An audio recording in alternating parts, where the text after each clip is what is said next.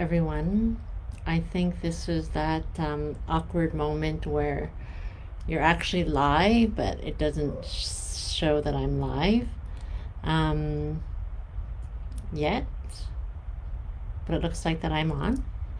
Anyways, I'll just wait for a couple of people to come on. There might be a little bit of a delay here, but if you're catching the replay, just let me know in the comments that you're catching the replay, and then obviously you can skip a little bit ahead while I wait for people to come on here. But I wanted to talk about, I posted that video a couple of days ago on the 7 spiritual laws of dating, and it was something that I had wanted to do for a long time. I actually wanted to do a whole series, a half an hour on each spiritual law. This is based on Deepak Chopra's book, The 7 Spiritual Laws of Success. It was written in the 90s. I had the book. I've given the book away since. And I've referenced it over the years. Again, when I first read it, when I was younger, I didn't, it was just reading. I've been reading self-help books since I was a teenager, really. And this was one of them. But now that I have really dedicated my life and really realized that I am a true seeker, I'm always looking for ways to improve and looking for answers and looking for reasons why things happen the way they do. This book came back to me, and now with the experience that I've had in my life, I've been able to really reference this book and interpret it into what it's meant for me personally, because it's different when a spiritual guru or someone super enlightened or transcended talks to you about this. But how does a regular person with regular spiritual attributes and spiritual seekings use this in their normal and day-to-day life with our everyday struggles that we have as being a human being, as being a woman, a mother, a wife, a daughter. In 2019, I had to take care of my sick mother, and she passed away in 2019, so that was something also that I struggled with. Some of you may or may not know, but I also do have a severely disabled stepdaughter who lives with me, and that is something that I have also had somewhat of a spiritual awakening with as well. And the thing is, when it comes to spiritual awakening, it doesn't happen when things are going good, right? Spiritual awakening and growth and profound insights and profound learning and profound growth only happen when things are pretty crappy. And right now we're experiencing a whole bunch of crap as a collective. So it's a kind of a special time and a scary time as well.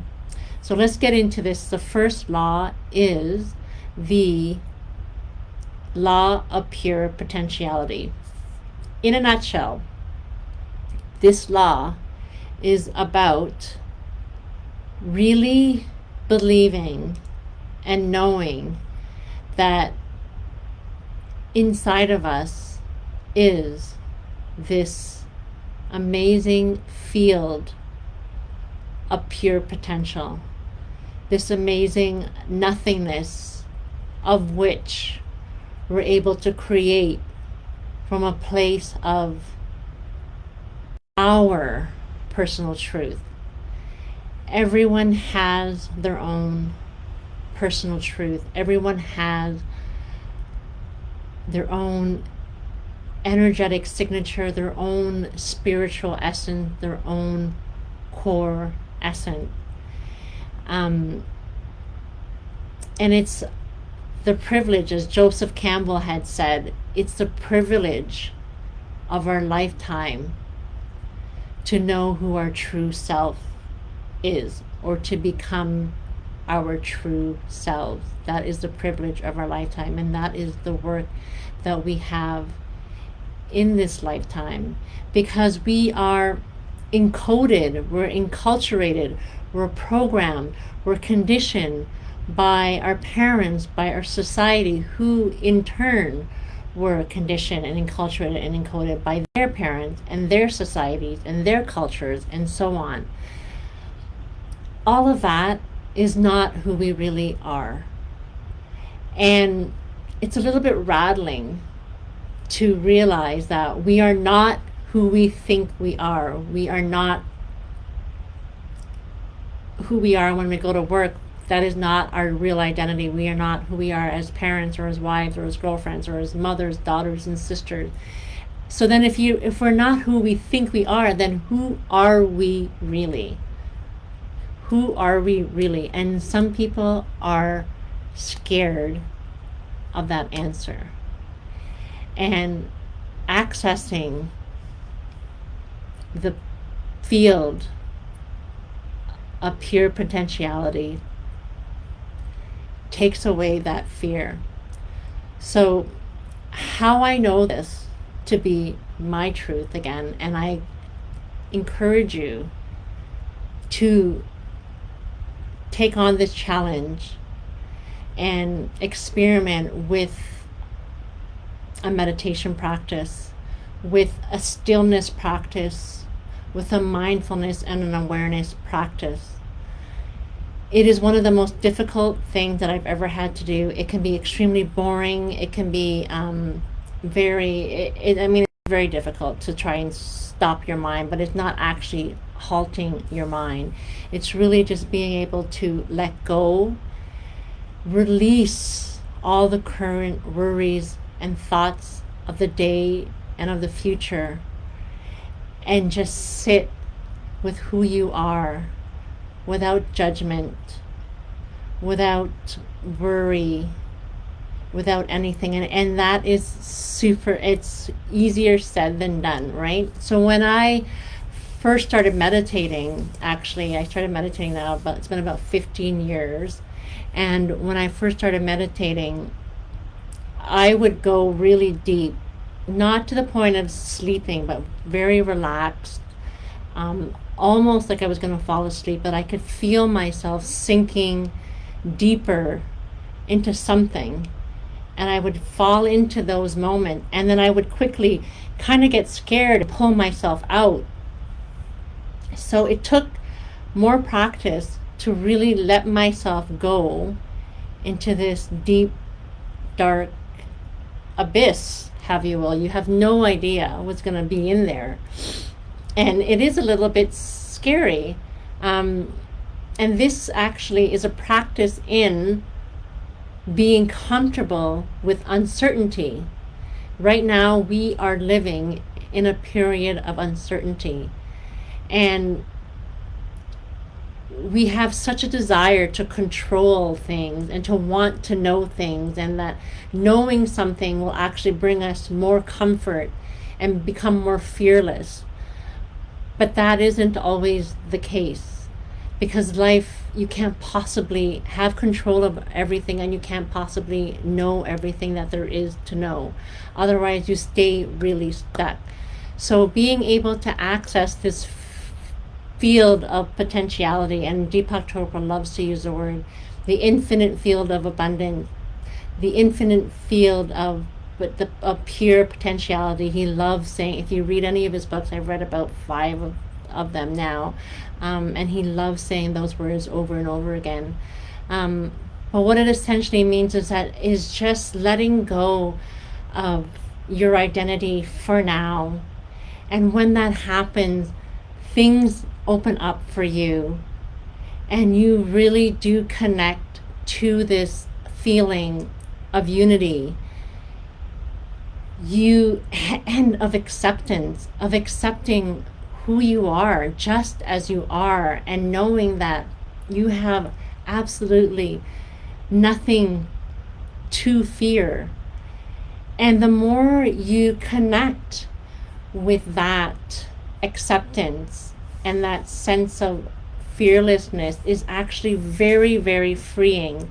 And it's like a muscle. It's a muscle that builds so that you can carry it on into your regular day-to-day life.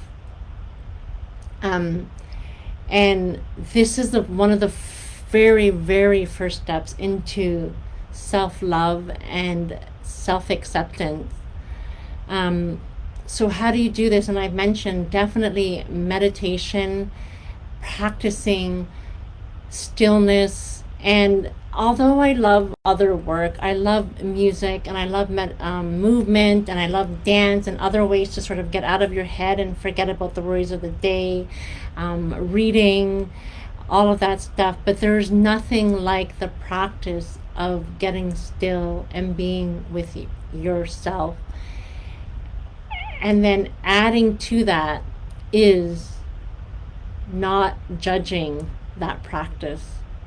If you can halt your judgment, when you close your eyes and you decide to be still, and you can play music, you can absolutely play music, you can listen to a guided meditation and just really let go and release. And you don't need to worry whether you're doing something wrong or right. But what happens now is that you get to step back and you get to look at where your thoughts are going. And it's really maddening sometimes that you can't control your thoughts. And that's part of the fun. It's like, wow, you really can't do this, Ivy. Like, what's happening with you? And then you just take a few more deep breaths. You really connect to your breath. And eventually that stillness and that peace comes. And it goes. And it comes back. And it goes. So being able to sit in stillness and sit in the solitude of your own divine being, and then not judging that, not critiquing whether you're doing something wrong or right, that is one of the best muscles you could ever build as well. And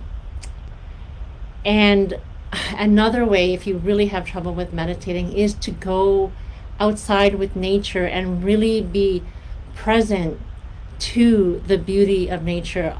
I often take a walk and I'll look at the shape of a tree, or look at the way it's springtime now, so look at the way a bud is coming out of a flower, is blooming out of a bud, and looking at the way birds interact with each other and move, and even feeling the wind against your face, and really just being truly present to that. If you can allow yourself to really just be present in the moment, especially when you're outside, then you really start accessing this field of pure potentiality. And then I encourage you to journal after that. Journal whatever comes to mind. What was your experience with it? What did you struggle with? And it brings you like this sense of freedom and this sense of acceptance. And when you do that, it's the best relationship you could ever have. It's the best relationship you could ever cultivate with yourself. And then moving toward, if you're single, or you're in a relationship, or you're in a complicated or confusing relationship, when you begin to connect with your own self and how this relationship with yourself, that person doesn't need to change.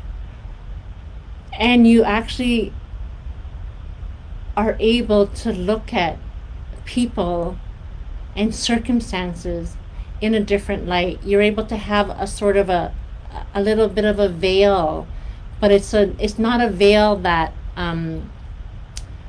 that inhibits your vision. It's a veil that actually makes things a lot more clearer, and it gives you a little bit of a couple of milliseconds to check in and observe the situation, observe the person, and then check to see if it's resonating with you, how it's landing with you. Say you're just meeting somebody new, and you're kind of assessing whether this is the right person for you, if you're dating somebody, or whether you're in a relationship with somebody. But it gives you that another muscle, another tool to step back and assess the situation, but not come from your ego, not come from your past triggers, not come from your past conditioning of the way you should be acting. Is coming from a place of realness and of authenticity and of self-love, and that's so very powerful. So I hope I made sense with what that first spiritual law is, the law of pure potentiality, and knowing that you have access to this wonderful field of nothingness. Because when you come from nothing, you get to create whatever it is that you wish to create. And you get to call in whatever it is. Not even call in, but it comes to you. You attract it into your life. It comes into your life. The very essence of your personal truth, the very essence of your self-love comes to you in a very, very wonderful way. It's a sort of a quiet sense of freedom and a quiet sense of power. And you really recognize when it's sort of your ego. So there's your ego and there's your source self. What Deepak likes to say is there's self-referral coming from source energy or your true self, or coming from object referral, coming from external self, from your conditioning, from your need for validation, from your need to look good, or your need to get something done, or to achieve something. But when you're coming from your self-referral, your self-love, coming from the source energy, and you can have that sort of behind you and radiating around you all the time if you continue to work on building the muscle of accessing the field of potentiality. It's like having a blank canvas and you get to be the painter. That's what it's like to step into this field of potentiality through meditation, through stillness, through communing with nature, through observing your thoughts, through halting judgment of yourself, and then you become more compassionate for yourself and for other people as well. So that was a lot. I hope I made sense, and I don't see anyone's comments here, but I'll be sure to pop in after and see what you guys have to say about that. I will talk to you soon. Stay tuned for the second spiritual law, which will be the law of giving and receiving, actually, because in order to give, to fulfill the cycle of giving is also receiving. I look forward to that. And if you have any questions at all, drop it in the comments, and I will talk to you soon. Oh, also, if don't forget, I do have a master class, the Magnetic Love Method. If you haven't seen it yet, you've got to check that out.